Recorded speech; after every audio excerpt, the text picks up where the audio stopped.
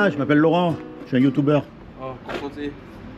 Pardon, je t'avais les mêmes plaines, c'est pour ça. Bonjour mademoiselle, vous allez bien? Ça va et vous? Moi je fais des petites vidéos pour savoir ce qu'ils pensent les jeunes. Vous êtes jeune? Ouais, Donc vous faites partie de ma catégorie. Mais mon sujet vous allez peut-être pas aimer parce que c'est pas un sujet qui est agréable, mais bon, il faut passer par là. C'est quoi le sujet, monsieur? Eh ben c'est qu'un jour ou l'autre on va mourir. Bah oui, ça oui, c'est sûr et certain. Ça. Eh oui, mais vous vous souvenez de Naël? Ouais. Le matin quand il s'est réveillé? Jamais il aurait pu penser que le soir il rentrait pas à la maison. Bah oui, jamais. Alors quand c'est qu'on meurt, on sait pas. Bah qui sait, moi je meurs maintenant là avec... Si ça se trouve là dans 2 minutes et boum ou je sais pas quoi, on sait pas quand on meurt. Vous y avez déjà pensé? Eh oui. Ouais. Alors vous, quand vous mourrez, qu'est-ce qui se passe? Vous allez où? Ah, nulle part, le néant. Vous allez dans le néant. Vous allez vous faire juger. Et vous? Juger aussi. Bon, ben, si vous voulez, c'est vrai, quand on meurt, on va être jugé par rapport au bien ou au mal qu'on a fait. Voilà. Par qui? C'est logique, par Dieu. Comment vous pouvez prouver que Dieu existe? Très facile. Est-ce que vous pouvez prouver qu'il n'existe pas? Ouais. Comment? Tous les faits qui sont produits, est-ce que c'est une personne qui a créé les humains? Non, c'est la nature humaine, les singes qui sont transformés en humains. Ok, qui c'est alors qui c'est qui a créé la nature humaine et les singes? L'univers. Et l'univers, qui c'est qui l'a créé?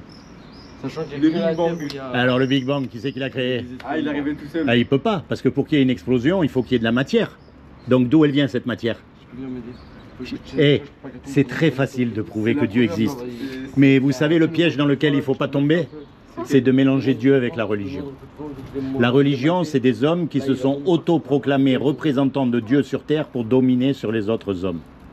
Mais ça ne veut pas dire que Dieu n'existe pas. C'est très facile de prouver que Dieu existe. Vous avez un téléphone là ou quelque chose? Tiens, regarde, t'inquiète pas, je cours pas vite. Regardez le téléphone. Hé, regardez le téléphone. Regarde bien le téléphone toi aussi sous la casquette là. Tu l'as vu? Ouais. Vous avez bien vu? Ouais. Je vais vous poser une question. Ouais, quelle est la preuve qu'il y a quelqu'un qui a fabriqué ce téléphone? Bah parce que c'est marqué sur Google. Le téléphone lui-même, puisqu'il y a un téléphone, vous savez pertinemment qu'il y a quelqu'un qui l'a fait. Maintenant, oui. Comment il a fait, les matériaux qu'il a utilisés, le temps qu'il a mis pour le faire, la technique et tout ça, ça c'est un autre sujet. Ah ouais. Mais déjà, puisqu'il y a un téléphone, vous savez pertinemment qu'il y a quelqu'un qui a fabriqué le téléphone. Si je vous disais le téléphone il s'est fait tout seul, vous allez me dire oula arrête de fumer, ça commence à attaquer les neurones, c'est pas bon, il faut penser aux autres. C'est pas vrai? Oui. Puis à qui est le téléphone? Merci. Puisqu'il y a un téléphone, vous savez qu'il y a quelqu'un qui l'a fait. Ben maintenant vous regardez autour de vous. Puisqu'il y a une création, il y a forcément une intelligence derrière. On est d'accord? C'est réel. En plus tout est fait, attendez. Et en plus, tout marche comme une horloge. Nous, on dérègle tout, mais la nature elle-même, elle est réglée comme une horloge. Ouais, ça bougera pas. Mais puisqu'il y a une horloge, il faut qu'il y ait un horloger. Ouais, du coup. Et il y a des lois aussi qui existent. La loi de la pesanteur, la loi de l'aérodynamique, toutes ces lois, elles existent. On ne les a pas créées, elles existent. Oui. Et il y a aussi une loi morale. Et cette loi morale, elle est écrite dans notre cœur. Et cette loi morale, c'est la loi de Moussa, ou c'est les 10 commandements. Par exemple, il y a la loi, elle dit, tu ne mentiras pas. Vous avez remarqué un truc? Quand vous mentez, vous savez que vous avez menti et que c'est pas bien. Pas vrai? Pourquoi? Parce que c'est écrit dans votre cœur. Quand vous volez quelque chose, et attention, je ne vous accuse pas parce que moi, comme je suis plus ancien, mathématiquement parlant, j'ai dû voler, mentir plus que vous. Donc le but, il n'est pas de vous condamner. Mais regarde, quand vous volez quelque chose, vous savez que c'est pas bien. On sait que c'est pas bien. La preuve, vous êtes obligé de vous cacher. Ah oui. C'est pas vrai? Déjà, ouais, c'est pas terrible. Alors le problème, il est là, c'est qu'on a cassé cette fameuse loi morale qui est écrite dans notre cœur. Et quand on meurt, on va être jugé par rapport à cette loi-là. Et donc le truc, si on vous juge par rapport à cette loi-là que vous avez cassée, vous allez être coupable ou innocent? Coupable. Vous allez être coupable. Pas forcément. Ah bon? Alors dites-moi, vous avez cassé la loi, vous êtes coupable. En soi, il n'a pas changé. Maintenant, je ne parle pas des conséquences, je parle juste du fait. Et si vous êtes coupable, c'est le paradis ou l'enfer? De quoi? Si vous êtes coupable, oui, la condamnation, c'est l'enfer. Et ça, c'est terrible. Oui. De savoir que si vous tombez là, maintenant, mort là, ce que vous méritez, c'est l'enfer. Parce que l'enfer, c'est un endroit terrible où il y a des regrets éternels, des grincements de dents, des vers qui ne meurent jamais, des flammes qui ne s'éteignent jamais. C'est terrible l'enfer, c'est être séparé de toute cette beauté que Dieu a créée. Donc ce qu'on mérite, c'est ça. Et ça, c'est terrible. Et moi, je ne veux pas que vous alliez en enfer. Donc il y a un moyen d'éviter ça. Ben, si vous voulez, si Dieu est le créateur de toutes choses, un créateur, ça aime ce que ça crée. On est d'accord? Un musicien, il aime sa musique. Un cuisinier, il aime les petits plats qu'il fait. Donc Dieu qui nous a fait, il nous aime. Et quelqu'un qui nous aime, il ne veut pas nous envoyer en enfer. Donc il a fait quelque chose pour que vous et moi, malgré qu'on soit coupables, on puisse éviter son châtiment. Vous savez ce qu'il a fait? Vous voulez savoir quand même, on ne sait jamais. Hein. Eh ben, ce qu'il a fait, c'est que comme il a trouvé aucun homme de parfait sur la terre, aucun, ni le pape, ni l'imam, ni le rabbin, tous vous les mettez dans le même sac, c'est les mêmes. Il n'y a pas un homme, il pourra dire il n'a jamais menti. Eh ben, comme il a trouvé aucun homme, eh ben, il est venu lui-même. Et il s'est habillé avec un corps, il a pris une forme humaine qui est Jésus. Et quand Jésus est mort à la croix, en fait, il est mort à votre place et à ma place. Et lui qui est Dieu sur terre par définition, eh ben, son sacrifice, il a été accepté pour que vous soyez sauvés. C'est comme si vous conduisez le scooter et vous grillez un stop. Oui. Vous vous faites arrêter par la police, vous prenez une amende que vous devez aller payer devant le juge. D'accord? Vous arrivez devant le juge, mais c'est moi qui paye votre amende. Le juge, il va vous dire, attends, là, c'est vrai, tu as une amende, c'est vrai, tu as fait une bêtise, mais c'est Laurent qui a payé ton amende, donc toi, par rapport à la justice, tu es libre, tu es libéré. Eh bien, c'est exactement ce que Jésus a fait pour nous à la croix. Il est mort à notre place. Et tout ce que vous avez à faire aujourd'hui, c'est pas à rentrer dans une religion, mais c'est à vous l'approprier pour vous, c'est-à-dire à le choisir comme votre avocat. C'est pour ça qu'on appelle le Messie. Messie, ça veut dire sauveur, comme votre avocat pour le jour du jugement dernier. Et une fois que vous l'avez choisi comme votre avocat pour le jour du jugement dernier, vous êtes sauvé. Parce que ça ne dépend plus de vous, de ce que vous allez faire ou pas, ça dépend que de lui. Vous avez compris? C'est bien compliqué. Franchement, ouais, c'était bien compliqué, mais... C'est très facile. Vous allez mourir. Vous allez être devant le tribunal. Il vous faut un avocat. On est d'accord? Vous choisissez Jésus comme votre avocat. Vous ne pouvez que gagner, parce que personne peut vaincre Dieu. Vous voyez? Mais pas comme les hypocrites, hein? Pas comme ceux qui vont à l'église chanter Alléluia le dimanche et le mardi ils ont oublié, ou ceux qui vont à la mosquée le vendredi hein, et le mardi ils vendent du shit. Hein. C'est pas mieux, hein? C'est pas vrai ce que je dis, mon ami. Tu sais que moi. Non, non, parce que tu sais, il y en a beaucoup, ils disent moi je suis musulman, mais ils vivent pas comme un musulman.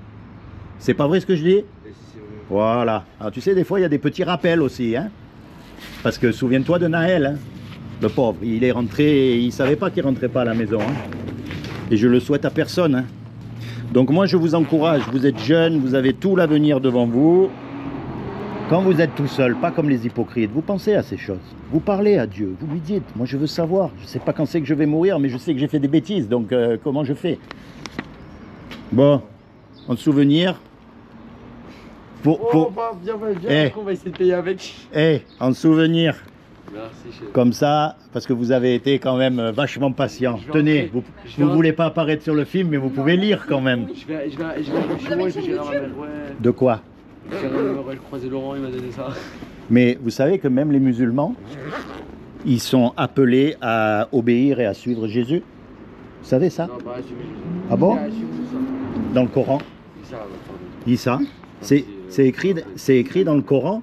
Moi, je peux vous montrer dans le Coran. Je l'ai là, hein. Oui, il connaît quand même mieux le Coran que toi, c'est bizarre là. Mais parce que moi je l'ai jamais lu. Il a jamais lu. Est-ce que je t'ai déjà parlé que je l'avais lu? Lui, en fait, il est musulman parce qu'il est né dans une famille musulmane. En fait, il est musulman de nom, mais pas de conviction. Non, en fait, ouais, c'est ça, je suis dans une famille. Tu lis l'arabe? Non, mon père m'a jamais. D'accord. Alors ici, regarde, c'est écrit en français et en arabe. Et là, tu peux vérifier dans le Coran si les sourates, il y a marqué le numéro de la sourate, si c'est vrai ou si c'est pas vrai. Et quand tu auras lu ça, tu me diras si tu dois pas obéir à Jésus. Je vais vous donner? Oui, je te le donne. Vous lisez pas le Coran, vous? Merci. Ah, pas trop, ça veut dire un peu. Oui, non. Lui aussi. Oui, et franchement, il n'y a rien de plus important que la mort, sachez ça. Parce qu'on y va tous, hein. Ouais, mais lui, il lit pas le Coran, lui. Il va lire. Je vais lire de force après. Non, athée, vous pouvez pas être athée. Je suis français, écoutez déjà. Ah d'accord, français, d'accord, mais athée... Que je suis français déjà, c'est déjà athée, vous pouvez pas, vous savez pourquoi? Parce que pour être athée, il faut avoir la connaissance absolue. Et on l'a pas. Donc on peut pas dire Dieu n'existe pas. Vous êtes juste quelqu'un qui cherche. Qui cherche. Tenez, allez.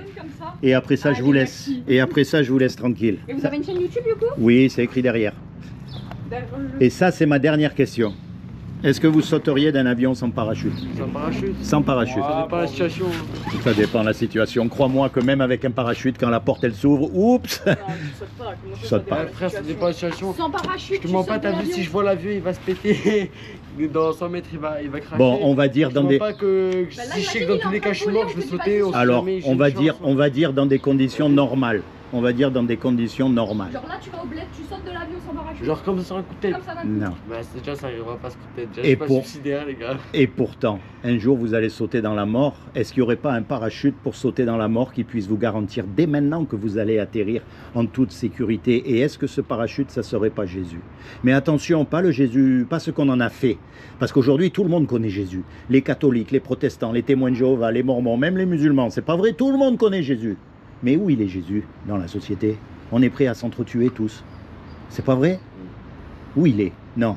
Moi, je vous parle du vrai Jésus, du Jésus de l'Injil, du Jésus de la Bible. Et le seul moyen de le rencontrer, c'est justement de lire la Bible. Et dans ce petit livret-là, vous avez un des livres de la Bible qui s'appelle le livre de Jean. Et c'est ça c'est pour vous apprendre à connaître le vrai Jésus, celui qui a fait que du bien autour de lui. Ouais. Mais celui qui a aussi haï le mal. Parce que le plus vous êtes bon, le plus vous êtes plein d'amour, le plus vous aimez le bien et le plus vous haïssez le mal. Comprenez? Donc moi je vous encourage encore une fois, vous êtes jeunes les gars, pensez à ces choses, on ne sait pas quand on meurt. Et après on ne revient pas. C'est sûr. Est-ce qu'il y a quelque chose après? Est-ce qu'il n'y a pas quelque chose après? Il faut y penser tranquille, il faut méditer, il faut chercher. En vrai, même si on cherche, on va pas trouver. Si depuis toutes ces années, il y a personne qui va trouver, c'est pas nous trois, on va trouver. Eh ben c'est peut-être pas pour rien que je vous ai rencontré, peut-être que je vous ai montré une porte et il suffit de l'ouvrir. Tu imagines une anecdote de fou? Ben ouais. Tu vas avoir peur d'un monstre, après là, tu dis c'est moi, je suis devenu chrétien là. C'est mon papa, le marché. Il est pratiquant votre papa? Non, Mais, Piétiner quand même. non, il va rien me dire. mais moi je peux vous montrer que dans le Coran, contrairement à ce que vous venez de dire, les musulmans doivent respecter les chrétiens. Ah oui, Ils non, do- non, on se respecte. Attendez, ils doivent les écouter, ils Regardez. doivent lire la Bible. Regardez, dans notre groupe d'amis, d'habitude quand on est tous au complet, il y a. Il y a de tout. Nolan, Il y a Nolan qui est un collègue à nous qui est chrétien, Oui, qui a athée, les autres sont des musulmans. oui. Oui, mais les autres, on est musulmans. T'es un musulman, mais tu pratiques pas. Non. mais Bon, je- t'es un musulman de nom.